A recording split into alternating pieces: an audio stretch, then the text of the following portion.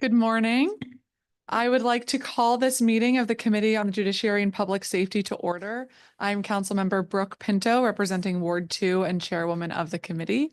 Today is Wednesday, June 11th, 2025, and the time is now 9:15 a.m. We are conducting this meeting in person in room 123 of the John A. Wilson Building and streaming on the DC Council's website and YouTube and X at @CM Brooke Pinto.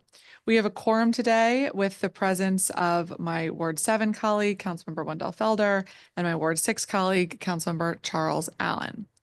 We have 3 items on the agenda today. Bill 26-187, the Peace DC Omnibus Amendment Act of 2025, previously known as Metropolitan Police Department Training Academy College Credit Opportunity Amendment Act of 2025. Bill 26-189, the Residential Tranquility Amendment Act of 2025, and Bill 26-204, the Safe Passage Training and School Engagement Amendment Act of 2025. We'll take up these measures in turn, starting with the Peace DC Omnibus. Bill 26-187, known as the Peace DC Omnibus Amendment Act of 2025. This bill was previously known, whatever that. On March 24th, 2025, I introduced Peace DC, which is a comprehensive plan to continue to drive down crime and promote sustainable peace across our city. Peace DC builds on the significant progress in crime reduction following last year's passage and implementation of my bill, the Secure DC Omnibus Amendment Act of 2024. Peace DC includes a number of different priorities and strategies, including legislation, funding priorities, and other policy proposals. It really focuses on 4 primary things. First, to empower our young people and support neighborhood harmony. Second, to work to prevent violence before it occurs.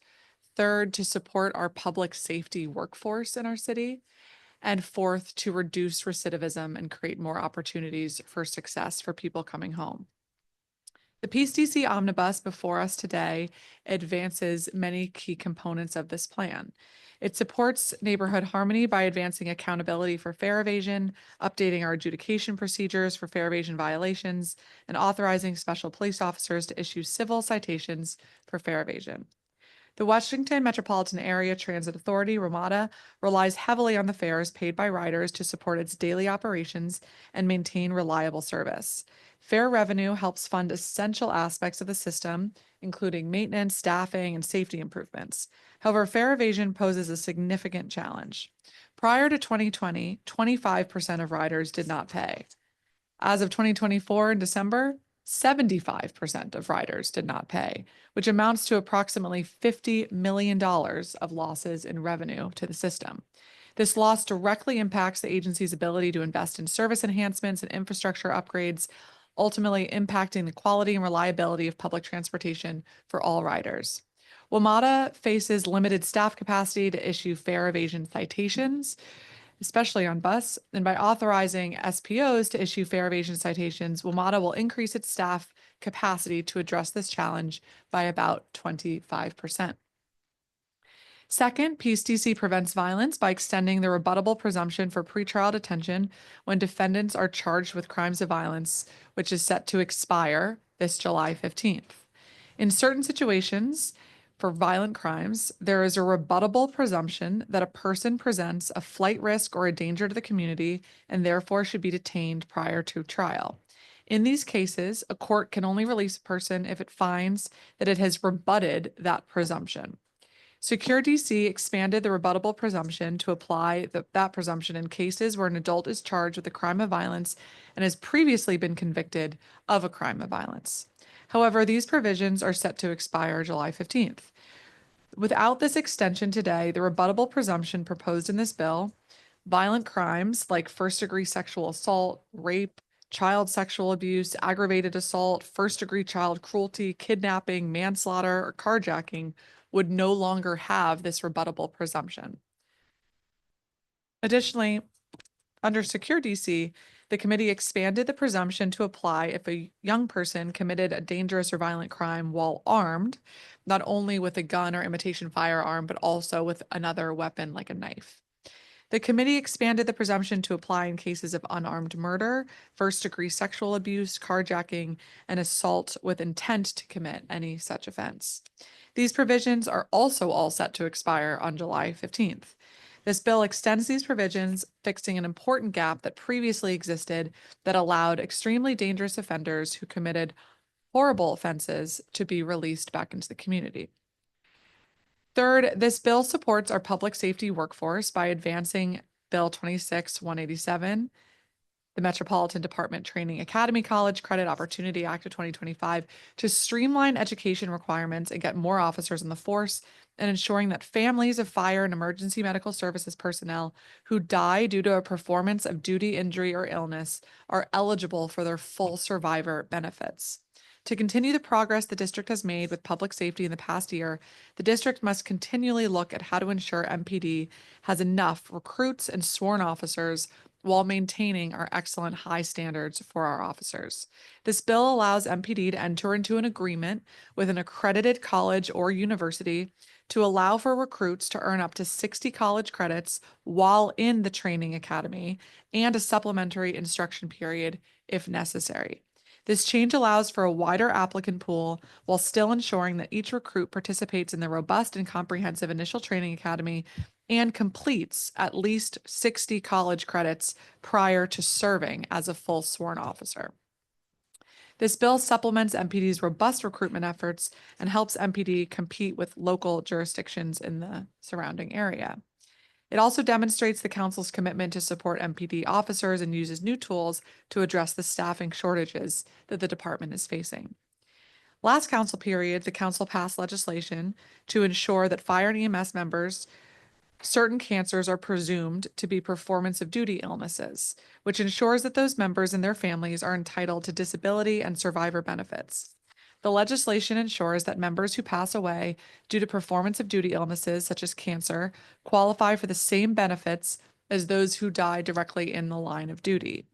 And finally, the PSDC Omnibus reduces recidivism by closing several gaps in the Second Chance Amendment Act of 2022 to ensure that individuals can seal their criminal records as the underlying legislation intended to do, and truly get a second chance at housing, gainful employment, and other opportunities that we want to make available for them in our community. The Second Chance Amendment Act of 2022 made sweeping changes to the district's record sealing and expungement laws. Among these changes, non-convictions for the most serious offenses became eligible for automatic sealing, with the exception that more serious offenses would only be eligible by sealing by motion. However, Second Chance established a bifurcated implementation timeline, with provisions relating to sealing by motion going into effect this past March 1st of 2025, and provisions relating to automatic sealing not going into effect until 2027. As a result, though, sealing records of non-convictions for more serious offenses became eligible, while sealing records for less serious offenses became ineligible. That is not fair, and this bill seeks to address that. The committee held public hearings on April 23rd and April 24th for public and government witnesses, respectively. We have held dozens of meetings with stakeholders, from parents to students, families, police, fire, public defender service, U.S. Attorney's Office, our colleagues, and residents from around the city, public safety walks in communities across the district in all 8 wards. And this really has been a collective team effort to get to this point with the provisions that our committee is proud to present to our committee members today. With that, I move the print and report of Bill 26-187 with leave for staff to make technical, editorial, and conforming changes. Is there any discussion? Councilor Allen. Thank you, Chair Pinto. First off, I want to thank you and your team for putting a lot of hard work into this. You've spent a lot of time working on these measures. I know your staff has as well. So just a thank you for the hard work that went into that. There are elements of this bill that I want to highlight that I think you're advancing things that reflect a lot of hard work to move things forward. Moving some of the pre-trial decisions on a permanent basis. I know that I think you touched on this, but I just want to make sure that it's noted for the public. You worked with many different stakeholders to kind of fine tune the types of charges that I think are what we're trying to go for, which is crimes that are violent, crimes that involve physical harm. But I think you've kind of fine tuned that a little bit so that some charges where there wasn't physical harm or there wasn't violence involved doesn't change that rebuttal presumption. I think that's the right approach, and I want to acknowledge that to do that. Obviously, looking after our first responders to help make sure that protections and benefits is also something that's very much needed. And then, the council has made multiple amendments to the Second Chance Act, which kind of led to that confusion that you very well laid out. So cleaning that up, I think, makes a lot of sense, and I appreciate you doing that here. There are two provisions, though, that give me a lot of pause, and I want to speak to those. The first is expanding special police officers' ability to start writing citations in our metro system. Special police officers in the District of Columbia do not have the ability to write citations in public space. So this would be a very big expansion of their role. I also, special police officers receive a fraction of the training that Metro Transit police officers do. There is no civilian oversight or complaint body that would help adjudicate any issues that come up. And the oversight functions that we have put in for policing, such as body-worn cameras and other ways in which we hold oversight, aren't there for SPOs. So I do not support our SPOs having the ability to start writing citations on our metro system. That is a function of our Metro Transit police officers and their department. They're trained for it. They have the tools for it. And I can't support that SBO expansion. I'm really concerned about that. The second piece is the really reducing our standards for the MPD Academy and the education standard. Every chief that I've ever talked to prior to this chief has warned, there will come a day when you feel MPD numbers are low and you will be tempted to lower standards and help get more people in the door. Don't do it, is what I was told. This city did it in the 80s, and it led to not the consequences that we wanted. By changing so the existing academy now counts for 3/4 of the college credits that are required, I don't think meets the spirit of why we put this in the first place. 60 college credits under traditional system, that's like an associate's degree. That's 2 years of a college or university experience. Then adding in just a 1 month on top of the academy to get the remaining 15 credits, which you're cramming an entire college semester into 1 month. I think it has the potential, and I think it will lead to officers that don't have the experience that we want on the streets. And the reason that we put in the requirement of 60 credits is that it requires individuals that want to be police officers to get the experience, to get the wisdom, to get the chance to sit in a classroom with people that aren't like you, to really help broaden the perspective of the way we do this. And so I do believe there are ways in which we could change up credit so that people who fall short of a few credits, perhaps they ran out of money and they had to drop out of college, perhaps life happened and they weren't able to get all the credits. I would be more comfortable with something that allowed us a gap filler to help people finish out some of those missing credits to then be able to get in and serve.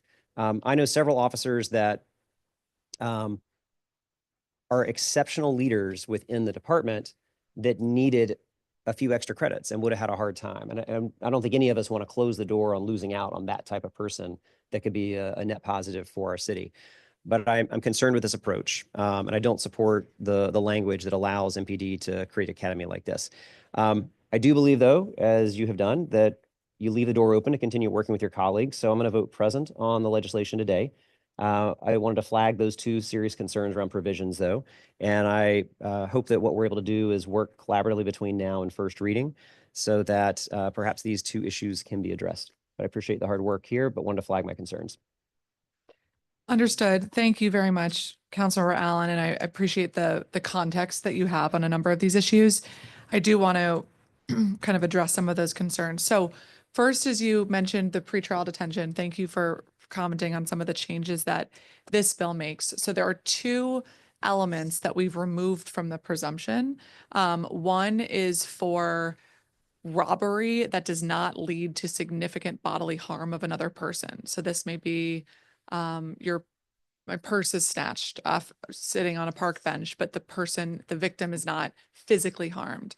The second category that we took out of crimes of violence is second degree burglary. So this example would be if somebody's bicycle was stolen from their garage when someone else was not home.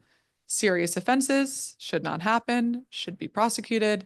But in terms of the rebuttable presumption for pretrial detention, that is reserved for the most dangerous crimes of violence when another human being is physically injured.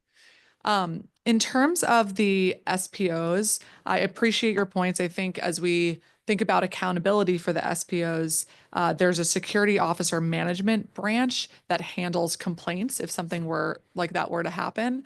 I think the reality is with the Metro Transit Police who's issuing citations now, they don't have the capacity to be everywhere. The best case scenario is that everybody pays their fare and continues on their way and we can have a fully operational system. But with so many people not paying their fare and very little tools to make sure we say that's not allowed and here's a ticket to fix that behavior, I fear that we're leaving WMATA without sufficient tools. In terms of the MPD credits, this is an issue that we grappled with a lot in committee of what the right designation is. For your example of the person who may have started college but may not have finished, that is kind of where this started. And there's a provision in here that will allow MPD to have a partnership with a university that we expect to be UDC to kind of finish off that college credit. What we found though is the amount of officers who that would apply for would be so small that it wouldn't really be addressing the gap that we were trying to fill with our police force. And the training academy the MPD training academy has courses that are not only akin to college level courses, but that are also DC specific about our criminal law and our courts and arrests. And that context, I think, is important as this bill authorizes MPD to get a partnership with an accredited university to accredit their 60 college credit hours. Every sworn officer will still be required to have 60 college credit hours. That could come from traditional college, that could come from the partnership with UDC, that can come from the new partnership through the training academy, but no one will be a sworn officer until they've completed those 60 credit hours. So I want to be clear about that, but certainly look forward to continuing our conversation there. Councilmember Felder? Well, first and foremost, good morning, Madam Chair, members of the committee. I want to echo our council colleague Alan's sentiments as it relates to kudos to you and members of your team for all the work that you all have put in to continue to build on improving the District of Columbia's public safety ecosystem. I also want to thank you for conducting this morning's markup meeting on what I believe to be three vital pieces of legislation that points the district in the right direction. I support these pieces of legislation and that they all, in their individual capacity, support a need in the district. From ensuring our public safety workers have the training and resources needed to ensuring the safety of our children, to protecting one's rights to quiet enjoyment of their home, and allowing additional options for MPD applicants to earn college credits to meet the requirement for the 60 credit to be a sworn officer. These all take together, or rather, these all taken together will uplift the district. I look forward to supporting these bills today and will support them as they reach committee. And with that, I just want to thank you again, Chairperson, for all your work. Thank you very much, Councilmember Felder. Councilmember Bonds, we are about to vote on the Peace DC omnibus. I don't know if you have other thoughts you'd like to add to the record. Thank you. Thank you very much, Chairwoman. And thanks to the public, those who have expressed support. I think that this bill is what we need now, and I'm here to cast my vote for it. So we can get it out of committee and get it before all of my colleagues, and then maybe have a little peace in our community, which is definitely needed. Thank you. Like the sound of that. Thank you very much, Councilmember Bonds. Okay. With that, we'll do this by a voice vote. All those in favor, please signify by saying aye. Aye. Madam Chair, please record me as present. Great. Okay, thank you. The ayes have it, with Councilmember Allen voting present. Appreciate that. We'll next turn to our next bill, Bill 26-189, the Residential Tranquility Amendment Act of 2025. The district has observed an increase in targeting of specific residences for demonstrations in late evening and early morning hours using amplified sound devices, creating significant disruptions that extend far beyond any single residence and impacting entire communities. These demonstrations, particularly when employing amplified sound devices, fundamentally disturb the peace and tranquility that residents should rightfully expect in their homes. As the Supreme Court emphasized in Carey versus Brown, the state's interest in protecting the well-being, tranquility, and privacy of the home is certainly of the highest order in a free and civilized society. The court has consistently recognized the home as the last citadel of the tired, the weary, and the sick, and maintained that preserving the sanctity of the home, the one retreat to which men and women can repair to escape from the tribulations of their daily pursuits, is surely an important value. The persistent use of amplified sound devices in residential areas poses significant health risks to residents. Demonstrations targeted at residences can cause serious health, work, learning, and sleep disruptions, and current regulations have proven inadequate to addressing the unique harm caused by targeted amplified sound at residences, leaving communities without sufficient protections. The limitations imposed through this legislation will help address these unique harms. The district's also facing the emerging disturbing issue of projectiles being thrown at residential properties as a means of harassment and intimidation. This behavior not only poses immediate safety risks and potential property damage, but also creates significant psychological distress for residents who feel targeted and unsafe in their own homes. The legal framework doesn't currently address this specific form of harassment, leaving a gap. We're also facing an issue of several unattended sound amplifying devices being placed near residents. These devices, when left without active supervision, create unique enforcement challenges. To address these issues, the bill prohibits the following activities: using sound amplifying devices to target a residence for purposes of a demonstration in a residential zone between the hours of 7 p.m. and 9 a.m. Second, using unattended sound amplified devices while targeting a residence for purposes of a demonstration. And third, launching or throwing objects onto the residential property of another with the intent to cause fear, intimidate, or harass any person living or working at the residence. The council passed emergency legislation in the fall that was largely similar to the bill before us today, which has been very effective in addressing these narrow but disturbing incidents. Critically, there have been 0 arrests since we have authorized MPD with this additional authority, but MPD has been able to educate demonstrators about the limitation in the law and ask demonstrators to disperse when there are limited violations. The permanent law before us adds additional provisions to ensure MPD has authority to turn down the volume on unattended sound amplifying devices or seize the devices where absolutely necessary. The Committee on Judiciary and Public Safety held hearings on this bill on April 23rd, 2025, and for public witnesses, and April 24th, 2025 for government witnesses. I move the prints and reports of Bill 26-189, the Residential Tranquility Amendment Act 2025, with leave for staff to incorporate this discussion to make any technical, editorial, and conforming changes. Is there any discussion? Thank you, Councilor Fox. Chairwoman, very much for this. I recall 7 years ago, this was an issue in some of our residential communities. And we sought a way to manage the noise level, particularly the noise level that was just so disturbing that individuals could not enjoy their homes, their premises. And those who had businesses nearby would have to move part of their workday to a different location within their suite of offices. So I'm just really happy that we've reached this point of understanding that we all have a right to live in community, and we should not take advantage of any one of us.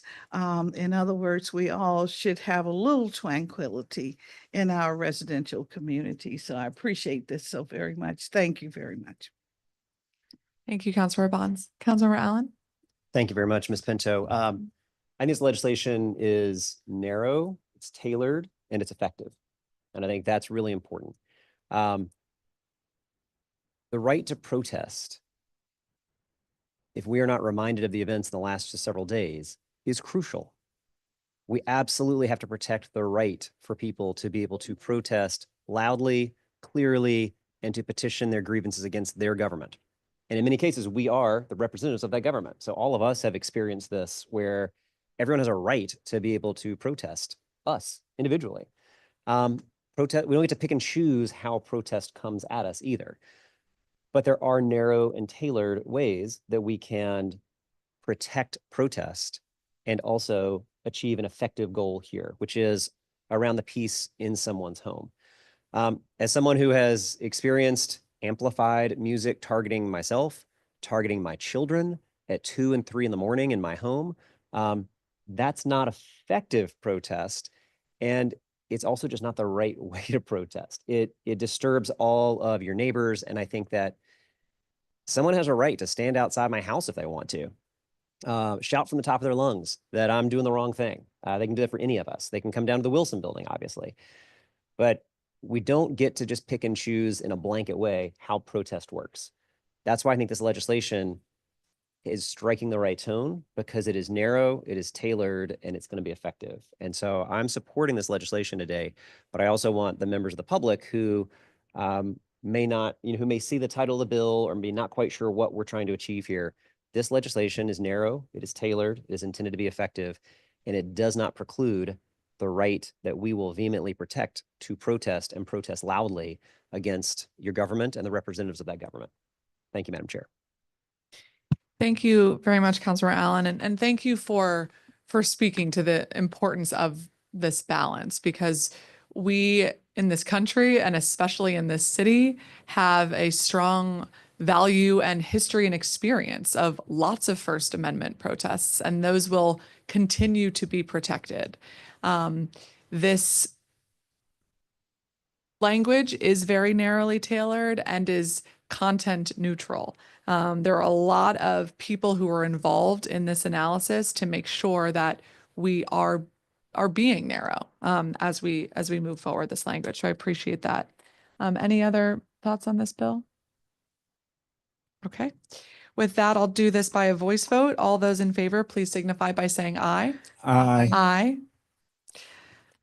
The ayes have it unanimously. Okay, and then let me rephrase, the measure is adopted. We're moving to our last bill for today's consideration, Bill 26-204, the Safe Passage Training and School Engagement Amendment Act of 2025. I introduced this bill on March 25th, 2025, along with council members Nadeau, Allen, Bonds, and Parker. The purpose of this bill is to improve communication and coordination between schools and Safe Passage ambassadors by requiring biannual meetings between Safe Passage ambassadors and relevant schools.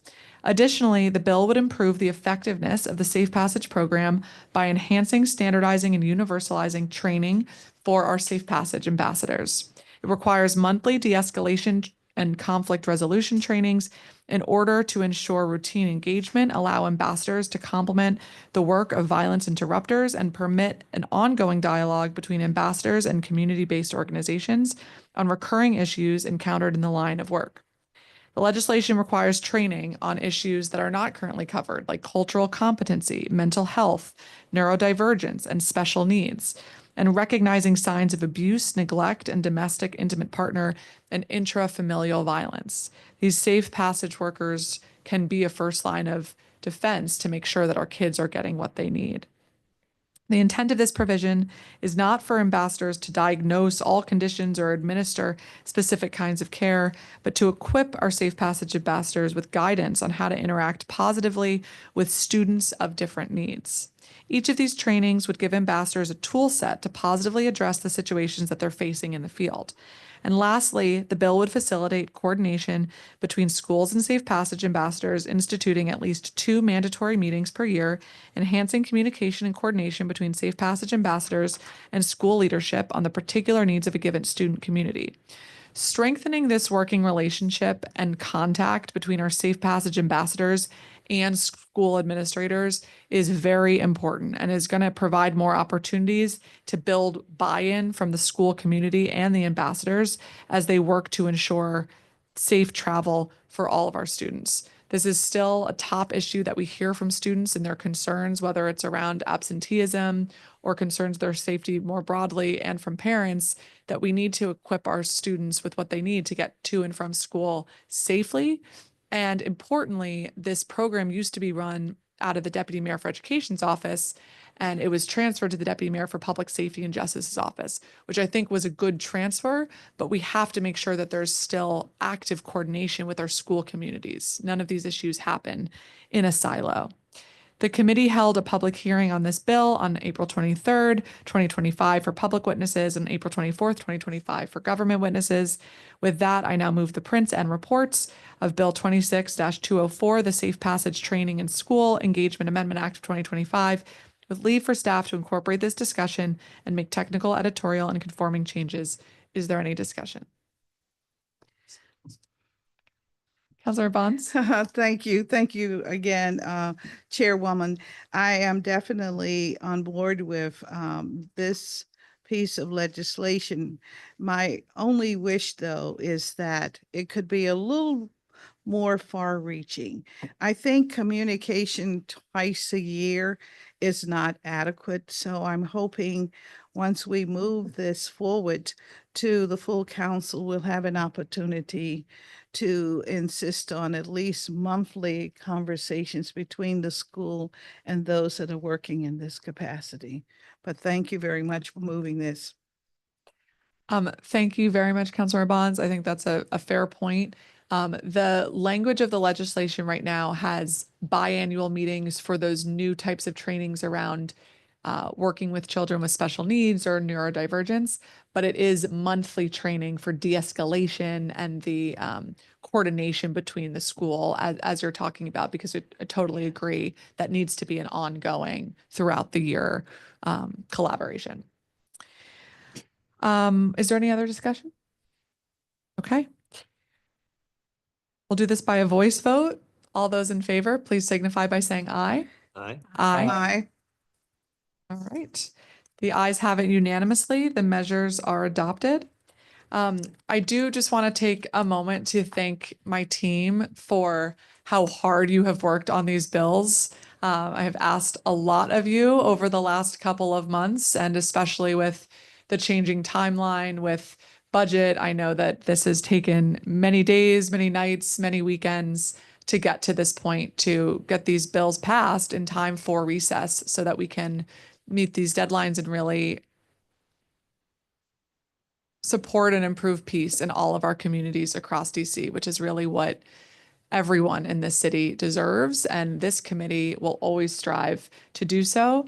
I want to thank Lynn Groft, Aloy Labrada, Anaya Mitchell, Esther Bundens, Warner Dixon, James Nance, Akima Benjamin, Genevieve Hulick, Maddie White, Brian Romanowski, Hannah Ames, and Samantha Manning for everybody's full involvement, coordination, and help. And congratulations to you all.